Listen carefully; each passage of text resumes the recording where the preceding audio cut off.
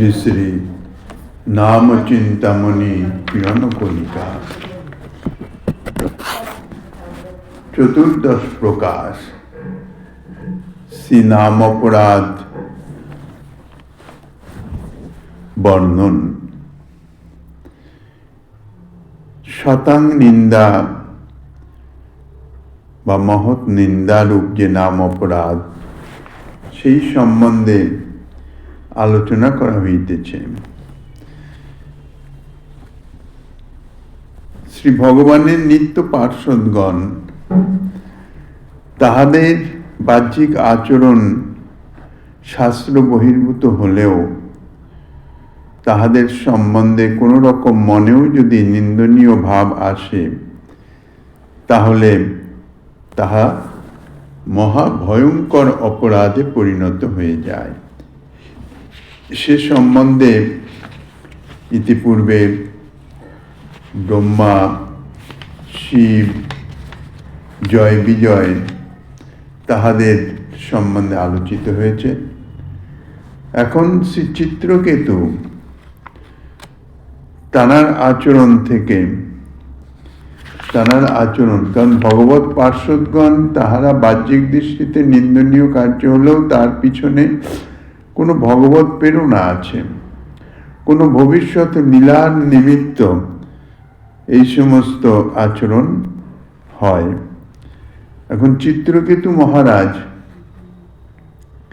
ছিল বিশ্বনাথ চক্রবর্তীপাদ চিত্রকেতু মহারাজ প্রসঙ্গে যে সিদ্ধান্ত করেছেন তাহা হচ্ছে এই: দক্ষবন নায়ং শিব নিন্দক অপরাধী গেয়। শ্রী চিত্রকেতু দক্ষের ন্যায় শিব নিন্দক অপরাধী নহেন, ইহাই জানতে হবে।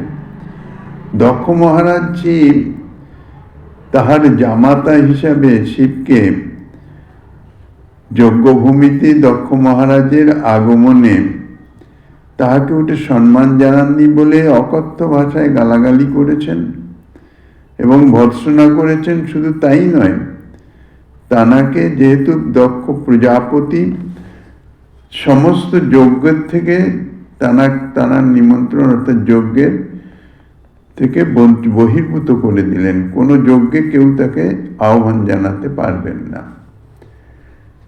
কাজে এই যে শিব নিন্দা করেছেন, এতে যক্ষের মহা অপরাধ হয়েছিল, যার জন্যে তার প্রাণ দিতে হয়।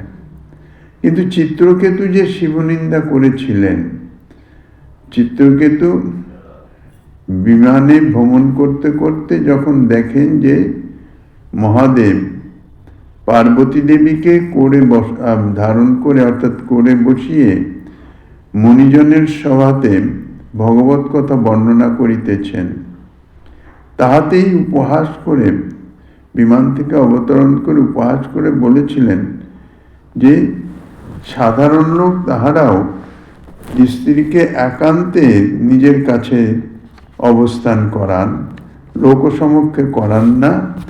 আর ইনি ধর্মাচার্য, ধর্ম আলোচনা করছেন, প্রচার করছেন, স্ত্রীকে কোলে বসিয়ে। প্রাকৃত দৃষ্টিতে অপ্রাকৃত ভগবৎ স্বরূপ তাঁদের আচরণ কখনো বিচারণীয় নয়। শুধু অপ্রাকৃত ভগবৎ পার্ষদ বলে নয়, মহৎগণের আচরণও সিদ্ধ ভক্ত জানালাম, তাঁদেরও কোনো আচরণ কখনো বিচারণীয় নয়, বিচারযোগ্য নয়। কেননা তাঁরা বাস্তবিক এই শাস্ত্র বিধি বহির্ভূত হয়ে যান, তার ঊর্ধ্বে উঠে জানেন না। এনারা সবসময় এনাদের যাহা কিছু আচরণ সমস্ত কিছু ভগবৎ প্রেরণায়, ভগবৎ উদ্দেশ্যে এবং জীব কল্যাণের উদ্দেশ্যেই। সেটি সাধারণ জীবনে প্রাকৃত মন বুদ্ধি দিয়ে তাহা কখনো অনুধাবন করা সম্ভব নয়। এই জন্যে বৈষ্ণবের ক্রিয়ামুদ্রা বিজ্ঞে ন বুঝায়। বৈষ্ণব ভক্ত তাঁদের যে আচরণ, তাঁরা কি জন্যে কি করছেন, ইহা যারা বিজ্ঞ বুদ্ধিমান ব্যক্তি তারাই বুঝতে পারেন না, তা সাধারণ ব্যক্তি কি বুঝবেন? অনেক গর্হিত আচরণ করেন অনেক সিদ্ধ মহাত্মা। কি উদ্দেশ্যে করেন? কখনো লোকশিক্ষার্থে, কখনো নিজের ভজন রক্ষার্থে। নবদ্বীপের সিদ্ধ গৌরকিশোর দাস বাবাজি মহারাজ একজন কিছুতেই তানার পিছন ছাড়ছেন না, তানার কাছ থেকে মন্ত্র নিবেন। এখন প্রতিষ্ঠিত সিদ্ধ মহাত্মা তারা চিন্তা করলেন, আমার কিছু যদি বদনাম রটে তাহলেই আমি এর থেকে অব্যাহতি পাই। চিন্তা করে কি করলেন, নবদ্বীপের এক বারবনিতার সঙ্গে তিনি রিক্সায় করে নবদ্বীপে কিছুটা ভ্রমণ করে এলেন। যারা দেখলেন, দেখেই তাদের তো হয়ে গেছে, বলে হায় হায়, ছি ছি ছি ছি, ইনি নাকি বিশেষ মহাত্মা, বিশেষ সিদ্ধ মহাত্মা হয়ে গেল। আর কেউ ওনার দ্বারের কাছেও আসেন নাই। তো এই যে কি জন্যে কি করছেন, সাধারণ লোকে কি বুঝবে? এরকম ভুরি ভুরি কাহিনী আছে। এই জন্য সিদ্ধ মহাত্মাদের আচরণ কোনো মতেই বিচারণীয় নয়। বিচার করে তার কুল পাবে না, কেননা নিজের ভজন রক্ষার্থে উনি যে কি করছেন, জাগতিক দৃষ্টিতে অত্যন্ত জঘন্য আচরণও করেন। কবিরজি মহারাজ তিনিও এই জাতীয় ধরনের এক আচরণ করেছিলেন, শুধুমাত্র নিজের নাম যখন ভক্তিকে রক্ষা করতে গেলে নিজেকে এমন ভাবে গোপন রাখতে হবে ভক্তি, যাতে কেউ তাকে বুঝতেই না পারে। তো চিত্রকেতু মহারাজ এখানে নিন্দা করছেন, তার মধ্যে একটা বিশেষ কার্য ছিল, উদ্দেশ্য ছিল। যাই হোক, ভগবত উদ্দেশ্য, ভগবত প্রেরণা। কিন্তু চিত্রকেতু মহারাজ তিনি হচ্ছেন শঙ্কর্ষণ দেবের উপাস্য। চিত্রকেতু মহারাজ 1 কোটি বিবাহ করেছিলেন সন্তানের উদ্দেশ্যে, কিন্তু সন্তান লাভ হয় নাই।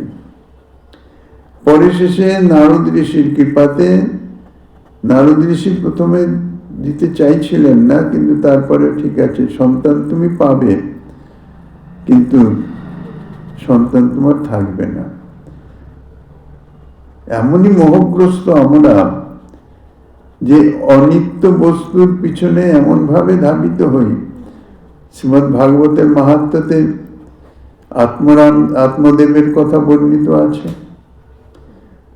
সন্তান কামনার জন্য, সন্তান না হওয়ার জন্য প্রাণ দিতে চেয়ে তিনি উদ্যত হয়েছিলেন। তারপরে মহাত্মার কৃপাতে মহাত্মা তাকে যতই বুঝিয়েছেন যে সন্তান ইত্যাদি সংসার ঠিক নয়, সন্ন্যাস গ্রহণ করো, ভগবত ভজন করো, কিছুতেই সেতে রাজি নয়। বলে আপনি কি বুঝবেন সংসারের সন্তানের সুখ? তারপর সেই সন্তানের উৎপটান আচরণে যখন মারধর শুরু হয়ে গেল, তখন কুন্দন তারপরে গোকর্ণের উপদেশে সেই সংসার ত্যাগ করলেন। তো চিত্রকেতু মহারাজও প্রথমে মানছেন না, তারপর নারদ ঋষির প্রয়োজনের সন্তান তো হলো। পাটরানী মুখ্য যিনি, তানার থেকে সন্তান হলো। এখন রাজা তো সন্তানের মোহেতে অন্য রানীদের দিকে আর দৃষ্টিপাতই করেন না। আর এটা স্বাভাবিক, শপথনিগণ তারা হিংসে মাৎসর্যবশত শেষমেশ এমনই সিদ্ধান্ত নিল যে এই সন্তানটাই হচ্ছে কাল। এর জন্য মহারাজ আর আমাদের দিকে দৃষ্টি দিচ্ছেন না, আমাদের পূর্বের ন্যায় আর আদর করছেন না। কি করলেন? বিষ দিয়ে সন্তানটাকে মেরে দিলেন। কি জাতীয় অবস্থা এই জগতের, কি জাতীয় প্রবৃত্তি আর কি জাতীয় প্রীতি! শুধুমাত্র সসুখ ভোগ বাসনা, আর কিছু না। নিজের সুখে যদি একটুখানি বাধা সৃষ্টি হয়, সঙ্গে সঙ্গেই তার স্বরূপ প্রকাশিত হয়ে যায়। আর সন্তানকে বিষ দিয়ে মেরে দিয়েছেন। এখন যে সন্তানের প্রতি এত আসক্তি, এত তারপর তো ক্রন্দন শুরু হলো। সমস্ত রাজ্য শুরুই ক্রন্দন বলতে গেলে। আবার নারদ ঋষি এলেন, এসে তারপরে সেই মৃত সন্তানের মুখ দিয়ে যখন বলালেন, যে কে কার পিতা কে কার মাতা, এনার ঘরে আমার যে কয়দিন ছিল সে কয়দিন হয়েছে, আমি এখন অন্যত্র যাচ্ছি। যখন মৃত সন্তান এ কথা বলল, নারদ ঋষি বললেন, তুমি কোথায় যাচ্ছ? তোমার মা বাবা এত ক্রন্দন করছে তোমার জন্য। তার উত্তরে যখন মৃত শিশু এই কথা বলল, তখন চৈতন্য এলো। নারদ ঋষি তখন বললেন, কারণ আঘাত না খেলে বাস্তবিক চৈতন্যটা তো আসে না। তখন নারদ ঋষি বললেন, তাহলে এখন ভজন করো। চিত্রকেতু মহারাজ রাজি হলেন, শঙ্কর্ষণ দেবের মন্ত্র প্রদান করলেন। ভজন করে শঙ্কর্ষণ দেবের সাক্ষাৎকার পেয়েছে। মহাদেব তিনিও শঙ্কর্ষণ দেবের উপাসক, কাজেই সম্বন্ধে পরস্পর গুরু ভাই।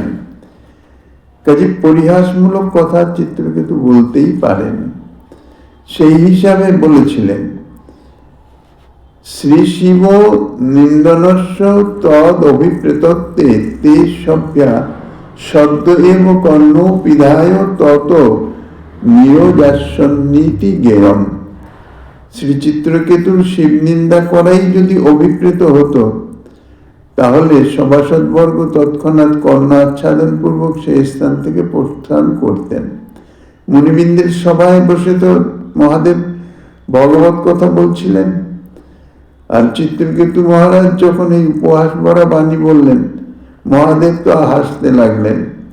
পার্বতী দেবী সহ্য হলো না, তিনি অভিশাপ প্রদান করেছিলেন যে এটা দ্বিতীয় আসরিক প্রবৃত্তি, আসরিক ভাবাপন্ন কথা, যাও অসুর হয়ে যাও, অসুর কুলে জন্ম নাও। চিত্রকেতু মহারাজ তিনি অভিশাপ মাথা পেতে নিলেন, যে আপনার অভিশাপ আমি মস্তক পেতে গ্রহণ করলাম। পরে মহাদেব বলেছিলেন পার্বতী দেবীকে যে তোমার এটা ঠিক হয় নাই। এই চিত্রকেতু তোমাকে কিন্তু অভিশাপ দিতে পারত, কিন্তু এর বৈষ্ণবতা দেখো, এ তোমার অভিশাপ মাথায় নিয়ে অসুর কুলে জন্মগ্রহণ করতে চলে গেলেন। এ তো গেল একদিকের কথা। দ্বিতীয় কথা, চিত্রকেতু যদি যথার্থ শিব নিন্দাই করতেন, নিন্দা ভাবে যদি তিনি বাক্যগুলি প্রয়োগ করতেন, তাহলে মহাদেব বা কাহারও নিন্দা, ভগবত নিন্দা শ্রবণ করা উচিত নয়। বলা তো পরের কথা, শোনাও উচিত নয়। যে স্থানে কোনো মহতের বা কাহারও ভগবত নিন্দা বা ভক্ত নিন্দা কোনো কিছু যদি কোনো স্থানে হয়, শাস্ত্রীয় বিধান হচ্ছে নিন্দাকারীকে বন্ধ করে দেওয়া, স্তব্ধ করা, অর্থাৎ তাহার জিহ্বা ছেদন করা। নহিলে নিন্দা যদি শুনতে হয়, শোনা হয়, তাহলে নিজের প্রাণ ত্যাগ করা। আর এ দুটোর থেকে বাঁচার একমাত্র উপায় নিন্দার প্রসঙ্গ মাত্রই কর্ণে হস্ত প্রদান করে সে স্থান পরিত্যাগ, অর্থাৎ নিন্দা কোনোভাবেই শুনব না। তো চিত্রকেতু যদি শিব নিন্দাই করতেন, তাহলে সেখানে যে সমস্ত মুনি ঋষিবৃন্দ অবস্থান করছিলেন, তাহারা নিশ্চয়ই তৎক্ষণাৎ কর্ণে অঙ্গুলি দিয়ে প্রস্থান করতেন। তারা তো কেউই জান নাই। তার মানে তারা অনুভব করেছেন যে এটা পরিহাস চলছে পরস্পর দুই গুরু ভ্রাতার মধ্যে। এখানে নিন্দা প্রকৃতপক্ষে কোনো নিন্দা নয়। সংকর্ষণ ভক্তও পরস্পর সখ্যে নান্ত স্নেহবত্বাৎ কঠোরত্যাদি দিকমপি সখ্য সুখ পোষকমেব। শ্রী চিত্রকেতু এবং শ্রী শিব উভয়ই শ্রী শঙ্করচন্দ্র দেবের ভক্ত, কাজে সখ্য ভাবযুক্ত এবং পরস্পরের প্রতি আন্তরিক স্নেহশীল। সখ্যভাবে পরস্পরের প্রতি পরস্পর খুব প্রীতি সম্পন্ন। এই জন্য কঠোর উক্তি প্রভৃতিতেও কিন্তু উভয়ের সখ্য সুখ পোষক। পরস্পর পরস্পরকে যদি গালাগালিও দেয়, কটু কথাও বলে, তাহাও সখ্য রসের মধ্যে, কারণ প্রীতিমূলক তো, তাহাও এক সখ্য রসের আস্বাদক হয়ে যায়।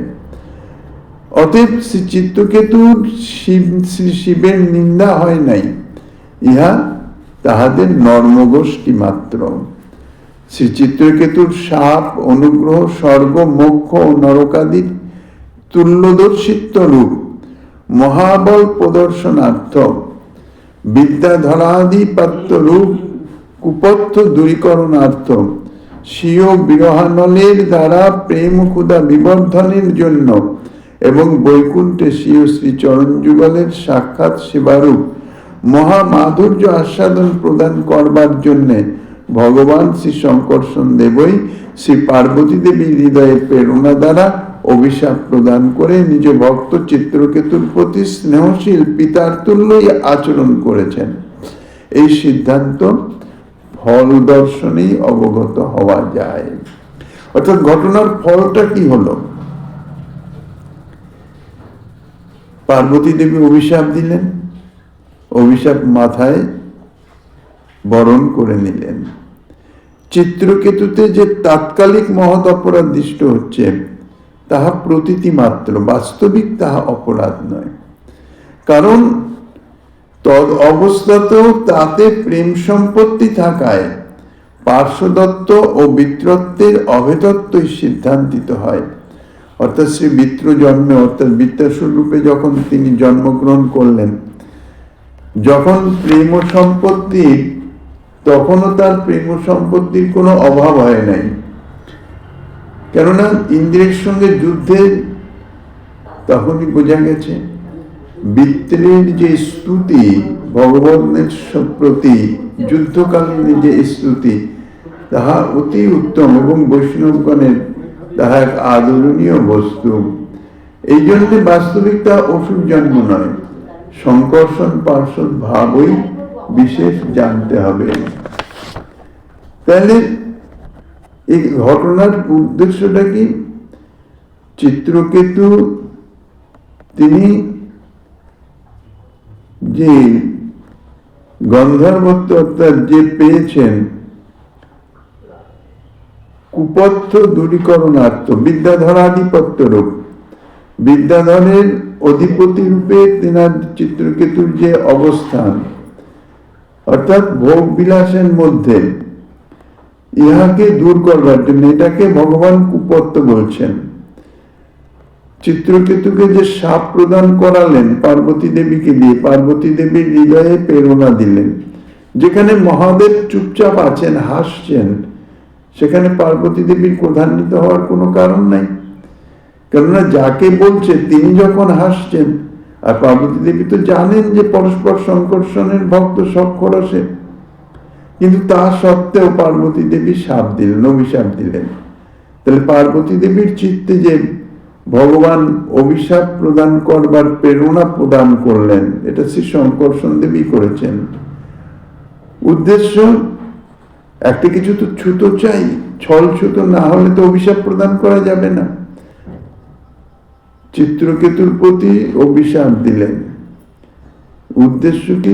চিত্রকেতুকে অনুগ্রহ করা, কৃপা করা। স্বর্গ, মোক্ষ এবং নরক, এই তিনটেই তো জগৎ জীবের যাহা প্রাপ্য, যাহা পায় জগতের জীব। সৎকর্ম করলে স্বর্গে যায়, অসৎকর্ম করলে নরক যন্ত্রণা ভোগ করে। আর যদি এই স্বর্গ নরকের ঊর্ধ্বে যদি যায়, সাধন ভজন করে, তাহলে মোক্ষ প্রাপ্তি হয়।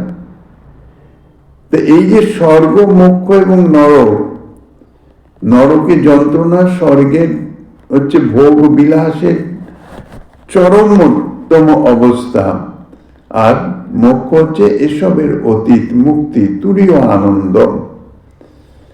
এই তিনটেই ভগবত ভক্তের নিকটে তুল্য সমান। নিন্দা স্তুতি উভয়ই সমান, সুখ দুঃখ উভয়ই সমান।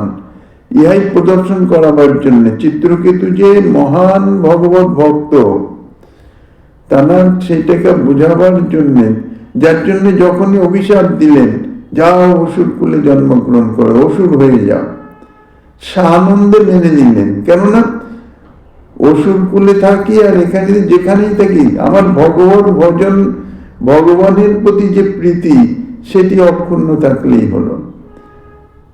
এবং চিত্রকেতু মহারাজের তাহা ছিল। এই জন্যে ভক্তের কাছে সুখ দুঃখ তুল্য। যদি সুখ দুঃখের তুল্যতা অনুভব না হয়, তাহলে বুঝতে হবে যে ভক্তি পথে প্রবেশ হয়ই নাই। আর সুখ বা দুঃখ প্রারব্ধ বসে সাধারণ জীবের কথা। সাধারণ জীব যাহারা ভজন পথে প্রবৃত্ত হয়েছেন, তাহাদের সুখ দুঃখ যাহাই আসুক প্রারব্ধ বসে। দুঃখ কষ্ট আসলে সেটা ভগবত প্রদত্ত, এটা ভগবত প্রদত্ত মানে ভগবান কৃপা করে আমার প্রারব্ধ খণ্ডন করিয়ে নিচ্ছেন, এইভাবে সেটাকে গ্রহণ করতে হবে। এবং বাস্তবিক কথাও তাই। অনেক সময় দেখা যায় সাধারণভাবে তার জীবনযাত্রা সচ্ছলভাবে চলছে, ভগবত ভজনে যেই প্রবৃত্ত হয়ে গেলেন, সেই জাগতিক সুখ সুবিধা ইত্যাদির মধ্যে নানান রকম বিঘ্ন আসতে থাকে, অর্থাৎ নানান রকম কষ্ট অসচ্ছলতা ইত্যাদি এসে উপস্থিত হয়। তার উদ্দেশ্যটা সম্পূর্ণ অন্য। তার যে প্রারব্ধ কর্ম, অর্থাৎ দুঃখজনিত যে সমস্ত কর্ম, কষ্টজনিত যে সমস্ত কর্ম, সেগুলি ভগবান অতি শীঘ্র খণ্ডন করিয়ে তাকে নিজের পাদপদ্মে টেনে নিতে চান। এই জন্য সেইগুলো আগে এসে উপস্থিত হয়ে যায়। আর লোকে মনে করে কি এ ছিল ভালো, এই ভগবত ভজনে ঢুকেই এর কাল হলো। কেননা লোকে তো এই সংসার সুখটাকেই মুখ্য মনে করে, কিন্তু যাহা সর্বদা অনিত্য। তো ভগবত ভক্তের কাছে যে কোনো অবস্থাই হোক না কেন, স্বর্গ নরক বা মোক্ষ তাহা একই রকম। বৃত্রাসুরের জীবনীতে তাহাই দেখিয়েছেন। তারপর ভগবত বিরহে ভক্তের যে প্রেম ক্ষুধা, তার যে প্রীতি আরো বর্ধিত হয়। প্রীতির স্বভাবই হচ্ছে বিরহ না হলে প্রীতির আস্বাদনত্ব থাকে না, আস্বাদন হয় না। এই জন্যেই বিরহকে বলা হয় বিপ্রলম্ব রস। মিলন সুখ সম্ভোগ রস আর বিপ্রলম্ব রস, সম্ভোগের থেকে বিপ্রলম্বের প্রাধান্য অনেক বেশি, গুরুত্ব অনেক বেশি। তাই চিত্রকেতুকে নিজের বিরহনলটাকে অনুভব করাতে হবে, নিজের বিরহের মাধ্যমে। অসুর কুলে জন্মগ্রহণ করেছেন, এখন তো ভগবত ভজন সাক্ষাৎ ভাবে করতে পারছেন না। তাহার ফলে হচ্ছে কি, ভক্তের চিত্তে বিরহ আরো প্রবল ভাবে প্রকাশিত হইতেছে। এই জন্য বলছেন স্বীয় বিরহনলের দ্বারা প্রেম ক্ষুধা বিবর্ধন, অর্থাৎ ভগবত প্রীতি। যদি যারা সত্যিকারের ভগবত ভজনকারী, অর্থাৎ যাহাদের অনর্থ নিবৃত্তি হয়েছে, তাদৃশ ভক্তগণ, তাহাদের যদি ভগবত ভজনে কোন রকম বিঘ্ন কিছু আছে, অত্যন্ত কষ্টানুভব হয়। তাহাদের ভগবত ভজনেই, অর্থাৎ ভগবত সেবা, ভজন মানে তো আর কিছু নয়, ভগবত সেবা। আর ভগবত সেবা যাহারা ভক্ত, তাহারা বিগ্রহ সেবার মাধ্যমে ভগবত সাক্ষাৎ সেবা লাভ করেন। অনুভবটা সেরকম, যেরকম ভাবনা, যাদৃশী ভাবনা যস্য সিদ্ধির ভবতি তাদৃশী। আমি বিগ্রহ সেবা করছি, বিগ্রহকে যদি সাক্ষাৎ মনে না করতে পারি, তাহলে বিগ্রহ বিগ্রহই, মৌন মুদ্রাধারী ইটপাট হিসেবে মানে একটি পুতুল, এরকমই তার থেকে প্রতিদান সেরকমই আসবে। আর যদি বিগ্রহ মানে সাক্ষাৎ অর্চ অবতার, আমার যেহেতু প্রাকৃতত্ব দূরীভূত হয় নাই, মন বুদ্ধি ইন্দ্রিয় সবই প্রাকৃত, এই প্রাকৃত মন বুদ্ধি ইন্দ্রিয়তে তো অপ্রাকৃত ভগবত স্বরূপের সাক্ষাৎ সেবা সম্ভব নয়। এই জন্যই তিনি অর্চ অবতার রূপে, অথচ ভক্তের সেবা নেওয়ার জন্য অর্চ অবতার রূপে, বিগ্রহ রূপে তিনি উপস্থিত হয়েছেন। এখন তাকে সাক্ষাৎ মনে করে যদি আমি প্রীতি সহকারে সেবা না করতে পারি, বিগ্রহ বিগ্রহের মতন আছে, আমি আমার মতন শুধু নিয়ম করে কিছু অর্চনাঙ্গ ভক্তি যাজন করতে হয়, সেই হিসাবে অর্চনাঙ্গ ভক্তি যাজন করছি, তাহলে কিন্তু কখনোই তাহাতে সিদ্ধি হবে না। অর্থাৎ এই ভজন ক্রিয়া তাহাতে অনর্থ নিবৃত্তি হবে না, উপরন্তু অনর্থ বৃদ্ধি হতে থাকবে। কেননা কৃষ্ণ যদি ছুটে ভক্তে ভক্তি মুক্তি দিয়া কবু ভক্তি না দেন রাখেন লুকাইয়া, এই যে কয়েকটি বলেছেন, এর মুখ্য উদ্দেশ্য এই জাতীয় ভক্তদের জন্য, যাহারা সাক্ষাৎ ভাবে প্রীতি সহকারে সেবা করতে না পারেন। নিয়ম পালনের মতন ভক্তি অঙ্গ যাজন করতে হবে, যাজন করে যাচ্ছি, নিয়ম করে যাচ্ছি, তা নয়, প্রীতি সহকারে সেবা করতে হবে। তা নলে প্রীতি বর্ধিত হবে না। আর যারা যথার্থ ভগবত সেবা, বহু বহু ভক্তের এরকম আছে, বিগ্রহ সেবার মাধ্যম দিয়ে বিগ্রহের সঙ্গে সাক্ষাৎ কথাবার্তা সাধারণ, অতি সাধারণ, যারা প্রীতি সহকারে গোপাল সেবা করছেন, গোপালের সঙ্গে সাক্ষাৎ মানে গোপাল প্রকট হয়ে তার সেবায় সহযোগিতা করছে, এরকম। এটা হচ্ছে প্রীতির সম্বন্ধ। রাগানুগ ভজনের মূল যাহা শ্রীমন মহাপ্রভু প্রদান করেছেন এই কলিহত জীবকে, তার মূলই হইতেছে প্রীতি, অনুরাগের ভজন।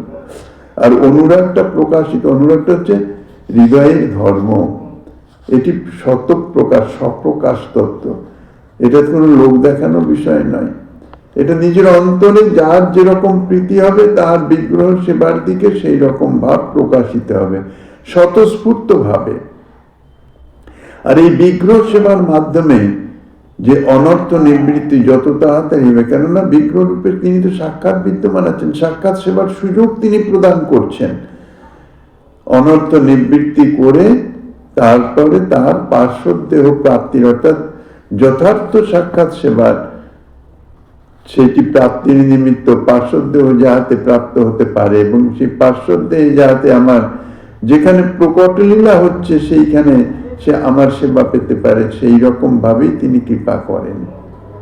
কিন্তু সেটি হচ্ছে এই সেবায় যদি বিরহ না হয় তাহলে সেই সেবা করার যে অন্তরের চাহিদা তাহা কখনো আসে না, সেটা প্রীতির উপর নির্ভর করে। প্রীতি স্বপ্রকাশিত অন্তরে যদি ভাবনা থাকে তিনি কৃপা করে সাক্ষাৎ বিগ্রহ রূপে আমার সেবা নিতে সুযোগ দিয়েছেন, সেবা করার, কিন্তু আমরা তো সেটা মনে করতে পারি না, মায়ামুগ্ধ জীব। আমাদের যে ভোগবাসনা সেটা আমাদের এমন ভাবে আচ্ছন্ন করে দেয় যে এই ভাবটা হৃদয়ে প্রকাশিত করতে পারি না। নিজের মনমানি যে সমস্ত আচরণ সেগুলি নিয়েই যেন অতিরিক্ত ভজন করছি, এ করছি, এটা করব, ওটা করব, সেটা করব, কিন্তু সূক্ষ্মভাবে যদি বিচার করে দেখা যায় বাস্তবিক এগুলি সমস্ত নিজের ভজন আকাঙ্ক্ষা, মানে এও এক জাতীয় সুখ, নিজের আত্মসুখে পর্যবসিত হয়ে যায়।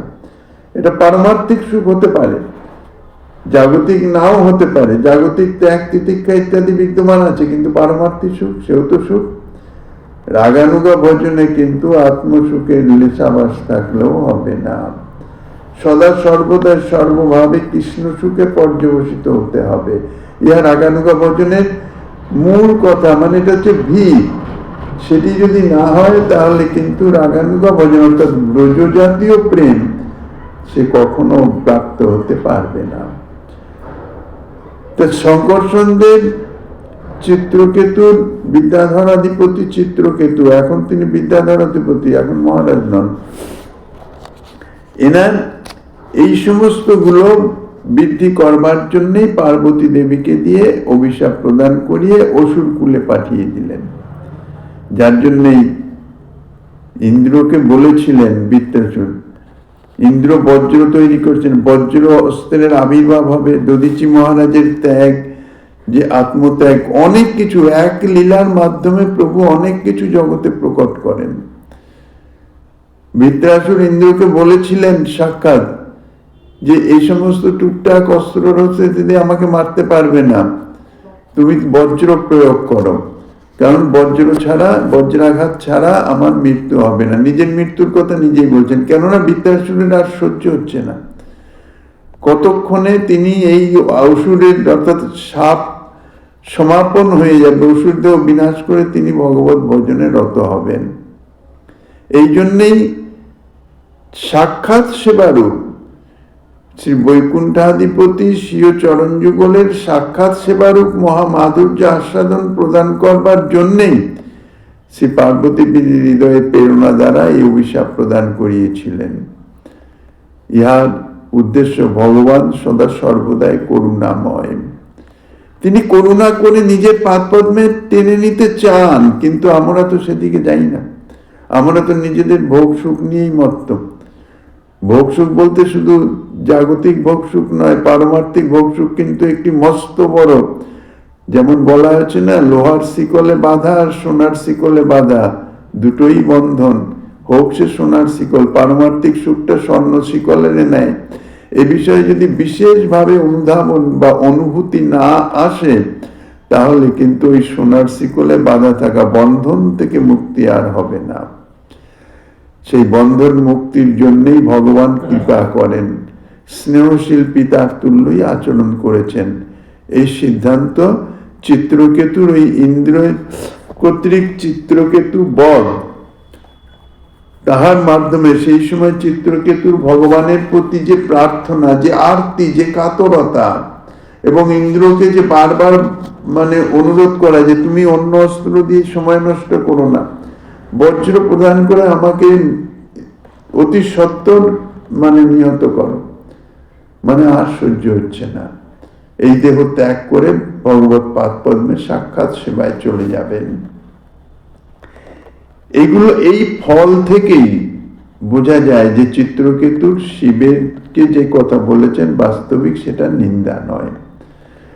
কাজেই চিত্রকেতুতে যে তাৎকালিক মহৎ অপরাধ দেখা যাচ্ছে বা জাগতিক দৃষ্টি দিয়ে, বাস্তবে আমাদের এই প্রাকৃত দৃষ্টি দিয়ে যে মহৎ অপরাধ, শিবের নিন্দা সাক্ষাৎ ভাবে, তাহা প্রতীতিক মাত্র, বাস্তবিক তাহা নিন্দা নয়। কেননা চিত্রকেতুর মনে নিন্দার কোনো ভাবই ছিল না। হেয়তা জ্ঞান থেকেই নিন্দার উৎপত্তি হয়, সেটা মুখে না বললেও মনেও যদি হেয়তা জ্ঞান আসে, অর্থাৎ কোন রকম অবজ্ঞা সূচক ভাব আসে, তাহলে কিন্তু অপরাধ সংগঠিত হয়ে যায়। চিত্রকেতুর তাহা হয় নাই, তাহা ছিল না, কেননা তাদের পরস্পরের প্রতি বিশুদ্ধ সখ্য-রস ছিল। তদবস্থাতেও তাহাতে প্রেম সম্পত্তি ওই জন্য বিরাজমান ছিল। শঙ্কর্ষণ দেবের সাক্ষাৎ দর্শন প্রাপ্ত, কাজে শঙ্কর্ষণ দেবের প্রতি যে প্রীতি, সে প্রীতি নষ্ট হয় নাই। পার্শ্বদত্ত এবং বৃত্রত্বের অভেদত্বই সিদ্ধান্তিত হয়, অর্থাৎ বৃত্র জন্মেও সেই প্রেম সম্পত্তির কিন্তু হানি হয় নাই, যাহা যুদ্ধকালীন অবস্থাতে বৃত্রের প্রার্থনাতে যাহা প্রকাশিত হয়েছে। তখন ওই জন্ম বাস্তবিক অসুর জন্ম নহে। এই জন্য শ্রীজীব গোস্বামীপাদ তিনি কিন্তু টিকাতে কখনো বৃত্রাসুর বলেন নাই। আর তারপরে আরো একটি কথা, শ্রীমদ্ ভাগবতের লক্ষণ বিচার প্রসঙ্গে বলা হয়েছে যে ভাগবতে বৃত্রের কথা আছে, বৃত্র অসুর নয়, বৃত্রের কথা আছে, সেই তাহাই হইতেছে শ্রীমদ্ ভাগবত। বৃত্রের যে প্রার্থনা, যেটাকে বৃত্রের স্তোত্র বলা হয়, তাহাই হচ্ছে অত্যন্ত বিশেষ আস্বাদনীয়। তাহার শঙ্কর্ষণ পার্শ্বদ ভাব বিশেষত্বেই তাহা জানতে হবে, অর্থাৎ শঙ্কর্ষণ দেবের নিত্য পার্শ্বদ এই চিত্রকেতু। এরপরে যাদবগণের সম্বন্ধে, অর্থাৎ যাদবগণ যদুপতি শ্রীকৃষ্ণের যাদবগণের যে ব্যবহার, যার মাধ্যমে অনেক সময় যখন শ্রীকৃষ্ণ নিজ কুলকে ধ্বংস করবার জন্যে, পৃথিবীর ভার হরণের জন্যই তিনি তো নিজ বংশকে ধ্বংস করলেন ব্রহ্মশাপের মাধ্যম দিয়ে। এই যে ব্রহ্মশাপ প্রাপ্তি, এসব ভগবত ইচ্ছায় যদুকুল ধ্বংস হবে। গান্ধারী দেবী শ্রীকৃষ্ণকে অভিশাপ দিয়েছিলেন, তুমি যেমন আমার বংশ ধ্বংস করলে, তেমনি তোমার বংশ এইরকম নিজেদের মধ্যে কলহ করে ধ্বংসপ্রাপ্ত হবে। শ্রীকৃষ্ণ সাপ মাথায় গ্রহণ করলেন, কেননা ধ্বংস তো করতেই হবে।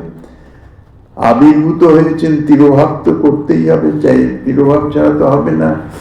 কাজে যাদবগণ পৃথিবীর ভার স্বরূপ হয়েছিলেন। এই জন্যেই শ্রীকৃষ্ণ যাদবগণের মধ্যে পরস্পর কলহ করে যুদ্ধ সৃষ্টি করলেন ব্রহ্মশাপের মাধ্যমে। শুধু নয়, এর মধ্যে বিশেষ বিচিত্র লীলা।